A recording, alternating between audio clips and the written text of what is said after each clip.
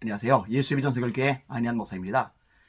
최근에 동성애 법안, 동성애 합법화 내지는 동성애 확산에 대해서 가장 강력하게 쐐기를 받고 활동력 있게 왕성하게 활동하는 단체는 수도권 기독교 총연합회라는 생각이 듭니다. 역할을 참 잘해주고 계세요. 너무너무 귀하게 생각합니다. 제가 GMW 연합에 올라갔던 글 내용을 읽어드릴게요. 수기총, 수도권 기독교 총연합, 반동연 등 시민단체는 동성간 성행위 징계 사유 규정, 군인 징계령 시행규칙 개정안 지지하며 군용법 제92조 6 추행죄를 엄격히 처벌할 것을 촉구하는 기자회견을 3월 3일 3시 삼각지 국방부 앞에서 가졌다. 잘했죠?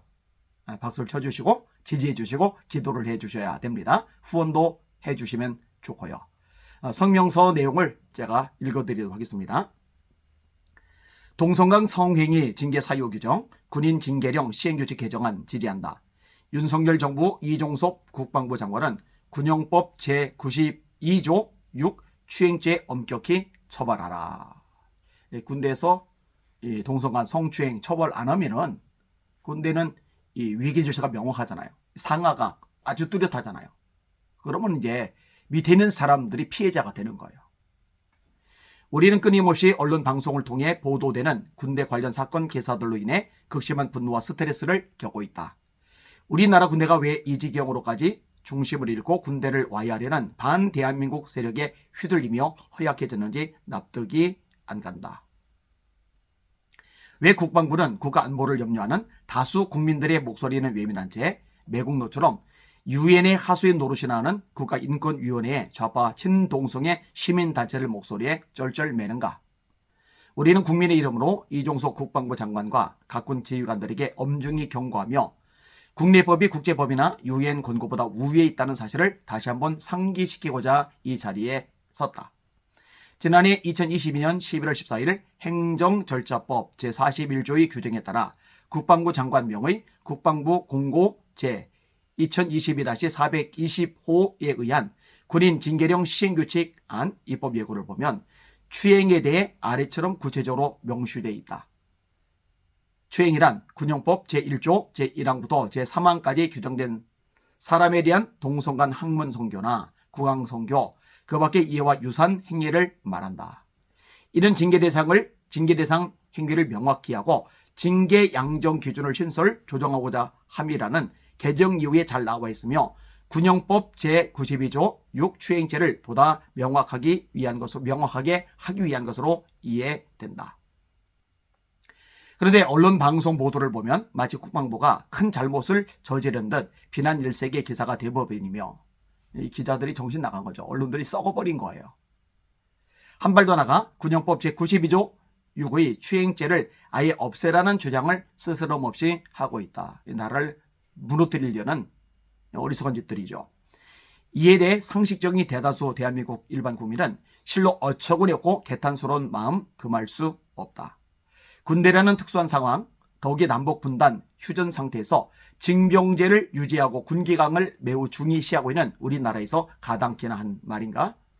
지금도 수많은 남자 청년들이 국가의 부름을 받아 고달픔을 무릅쓰며 희생하고 있고 가족들까지 노심초사하며 신성한 국방의 의무를 수행하고 있는데 군 입대 후 장교나 선임병 동성애자로부터 시달림을 겪을 경우 심각한 문제가 발생할 수밖에 없다. 당연하죠.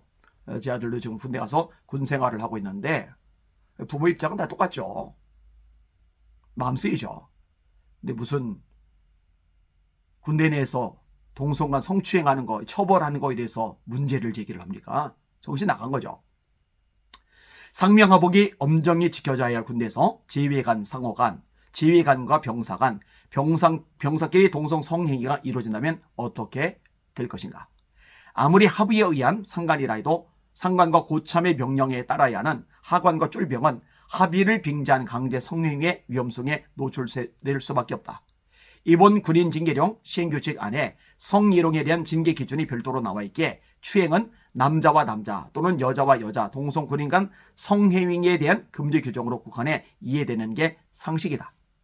그런데도 이를 무리하게 이성 간의 강제 추행죄를 예시하며 동성 추행죄를 비판하는 건 건강부의 해석이다. 건강부의 해석이다.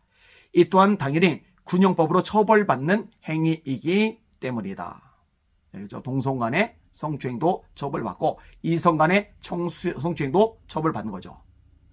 만일 지금처럼 잘못된 흐름이 굳어져 군대 내 동성애가 만연하고 상급자가 하급자에게 합의를 빙자해 강제로 성폭행할 경우 수많은 부모들이 걱정과 두려움 탓에 맘 놓고 자식들을 군대에 보낼 수 있을지 의문스럽다. 의문스럽죠. 걱정되죠. 곧 제 작은 아들도 또 군대 가게 될 텐데 어떻게 보내겠어요. 그죠? 이는 결코 국가 안보와 국익을 위한 것이 아니다. 자식을 군대에 보냈거나 앞으로 보낼 부모들은 지금도 군대로부터 들려오는 동성 성추행, 성폭행 사건들을 우려하고 있다. 그런데 일부 사악한 가짜 인권발의 세력들에 의해 군대가 동성애자들의 놀이터가 된다면 부모들이 어떻게 대한민국 국방부를 믿고 자식들을 군대에 보낼 것인가? 당연히 못 보내죠. 이는 결코 상상이 아닌 현실적 공포이며 우리는 전 국민과 힘을 합쳐 윤석열 정부 국방부를 강력 성토하고 거국적 짐작 거부 운동에 돌입할 것이다. 느슨하게 만들면 말입니다. 우리는 이번 사태의 근본 원인이 지난 정부에서 임명한 현 김명수 대법원장을 비롯한 대법원 판사들에 있다고 본다. 지금까지 군사법원은 남성 군인 간 학문 성교나 성추행이 적발되면 군형법 제92조 6조항을 적용해 처벌해왔고 대법원도 2008년과 2012년 판례로 이를 뒷받침했으며 헌법재판소도 2002년과 2011년과 2016년에 해당 조항에 대해 합헌 결정을 내렸었다. 근데 지난 4월 21일 대법원 전원합의체에선 2016년 중위 A씨와 상사 B씨가 군대 자산인 영유의 독신자 숙소에서 합의하에 몇 차례 동성 성행위를 한 것에 대해 군형법 제92조 6으로 처벌할 수 있느냐는 재판에서 사실상 11대 2로 합의에 의한 동성 성행위에 대해 처벌할 수 없다는 사실상 군 동성애 허용 판결을 내렸던 것이다. 이래서 정치가 중요한 거예요. 누가 대통령이 되고 어떤 사람을 대법원장으로 임명하느냐에 따라서 결과가 전혀 다르게 나타날 수가 있기 때문입니다. 기독교들이 정치에 관심을 가져야 될 이유입니다. 이는 현행법을 무시한 판결, 노골적으로 사법 적극주의에 의한 정치적 판결이며 비난받아 마땅하다. 꽤 긴 내용인데 이 정도까지만 읽도록 하겠습니다. 하여튼 수도권 기독교 총연합회, 반동연 등등 앞장서 싸워주는 모든 분들에게 박수를 보냅니다. 여러분들도 응원해 주시고 기도해 주시길 바랍니다.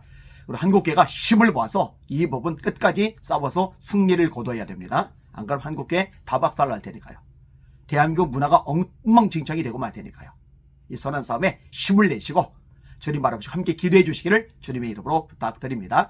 날마다 주님 바라보고 주님의 이름으로 전쟁하며 승리합시다. 할렐루야.